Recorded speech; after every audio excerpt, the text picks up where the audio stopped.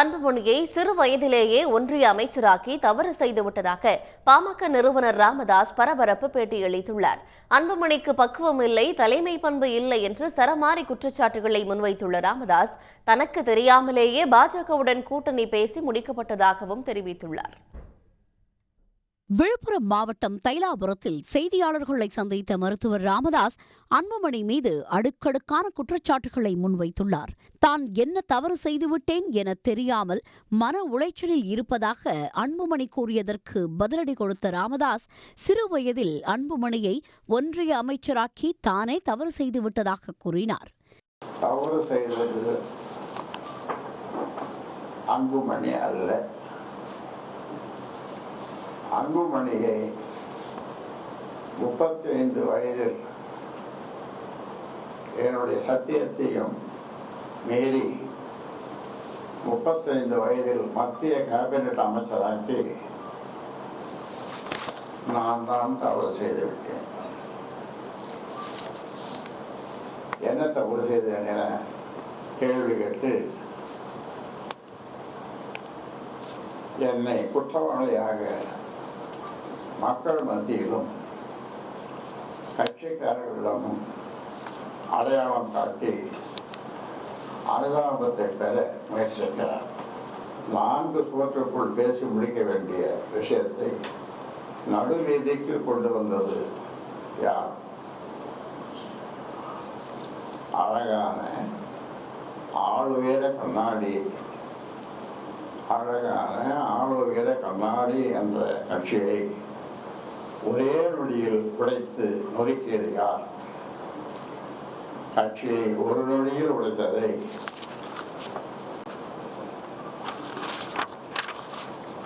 உலகம் முழுவதும் உள்ள ஆண்டோர்களும் சான்றோர்களும் அறிவாளிகளும் அரசியல் ஆளுமைகளும் எதிர்கட்சிகளும் ஊடக நண்பர்களும் தங்கள் ஆதங்கத்தை வெளிப்படுத்தினர். அன்புமணி இன்னும் பக்குவப்படவில்லையே என்று பெரிதும் வருந்தினார்கள். அதே மாதிரி நிர்வாக குழுவில் யாரையும் பேசினாரு.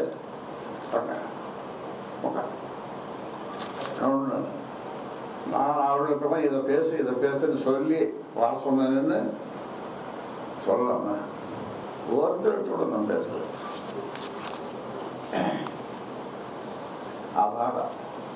அப்பதான் நான் சொன்னேன் அந்த கூட்டத்தில், உனக்கு தலைமை பண்பு கொஞ்சம் கூட இல்லை. என்ன பண்பு? தலைமை பண்பு, ஆங்கிலத்தில் லீடர்ஷிப் குவாலிட்டிஸ் என்று சொல்லுவாங்க. அது உனக்கு கொஞ்சம் கூட இல்லை அப்படின்னு சொல்லி அதை முடிச்சிடும். 50 ஆண்டுகள் உழைத்து உருவாக்கிய கட்சியை ஒரு நொடியில் அன்புமணி நொறுக்கிவிட்டதாக குற்றம் சாட்டிய ராமதாஸ், தவறு செய்துவிட்டு தற்போது அனுதாபம் தேட முயற்சிப்பதாக விமர்சித்தார். முகுந்தன் நியமனத்திற்கு எதிர்ப்பு தெரிவித்து பாமக பொதுக்குழுவில் மேடை நாகரிகமின்றி அன்புமணி நடந்து கொண்டதாக கூறிய அவர், இது தொடர்பாக வீட்டில் நடந்த பேச்சுவார்த்தையில் அன்புமணி தனது தாய் மீதே பாட்டிலை வீசியதாக பரபரப்பு தகவலை வெளியிட்டார். முகுந்தனை இளைஞரணி செயலாளர் என்று வீட்டில்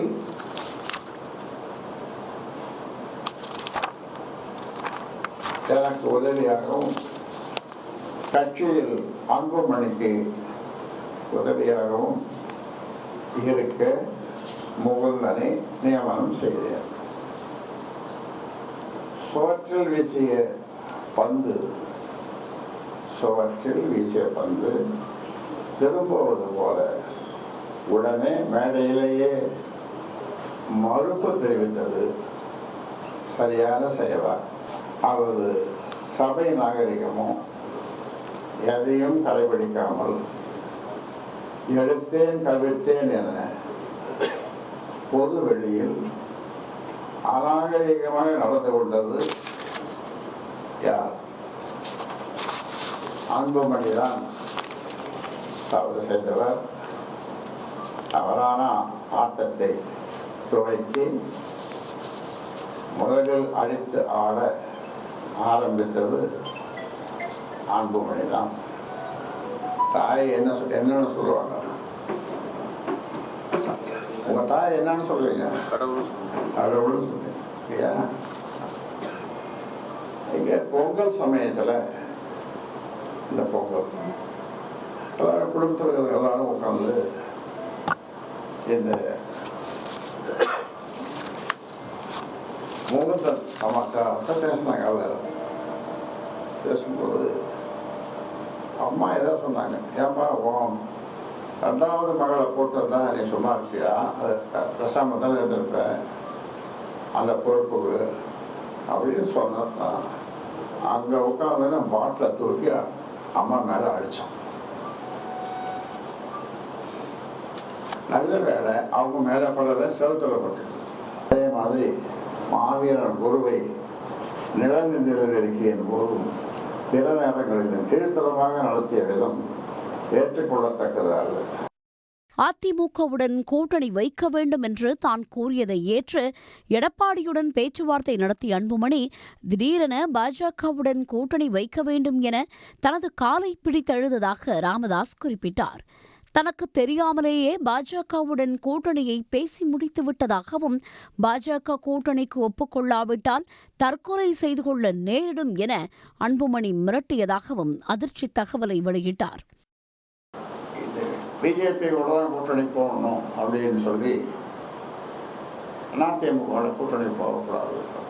இப்போ அதிமுகவோட கூட்டணி போயிருந்தால் நாங்கள் ஒரு 3 இடம், நாங்கள் குறைஞ்சது 3 இடம் ஜெயிச்சிருப்போம். அவங்க ஒரு 6-7 இடம் ஜெயிச்சிருப்பாங்க அதிமுக. எங்களுக்கு சின்னம் கிடைச்சிருக்கும்,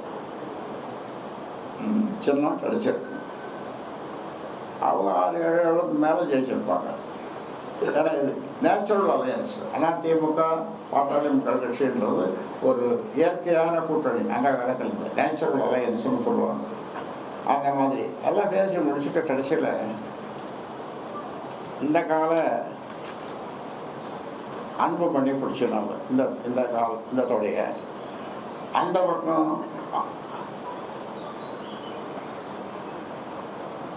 அன்புமணி மனைவி சௌமியா இந்த காலம் பிடிச்சிடணும்.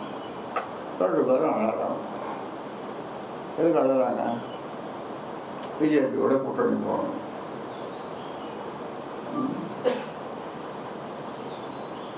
நான் என்னால் ஒன்றும் ரொம்ப நேரம் அழறாங்க. என்னால் ஒன்றும் சொல்ல முடியல. அப்புறம் அன்புமணி வாயிலிருந்து ஒரு உதிர்ந்த முத்துக்கள் சொல்லுவாங்கல்ல, அந்த உதிர்ந்த முத்துக்கள் உதிர்ந்தது. இதை நீங்கள் ஒத்துக்கலன்னா கேளுப்பா, இதை ஒத்துக்கலன்னா நீங்கள் தான் எனக்கு கொள்ளி வைக்கணும்.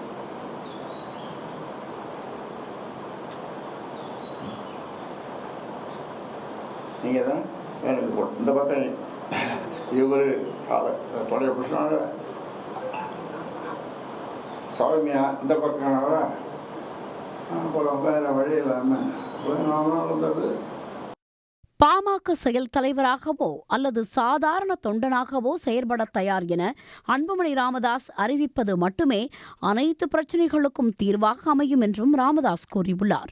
ராமதாஸ் அன்புமணி இடையே மோதல் போக்கு நீடித்து வந்த நிலையில் அன்புமணி மீது பகிரங்கமாக குற்றச்சாட்டுகளை வைத்திருப்பது பாமக தொண்டர்களிடையே பெரும் அதிர்ச்சியை ஏற்படுத்தியுள்ளது.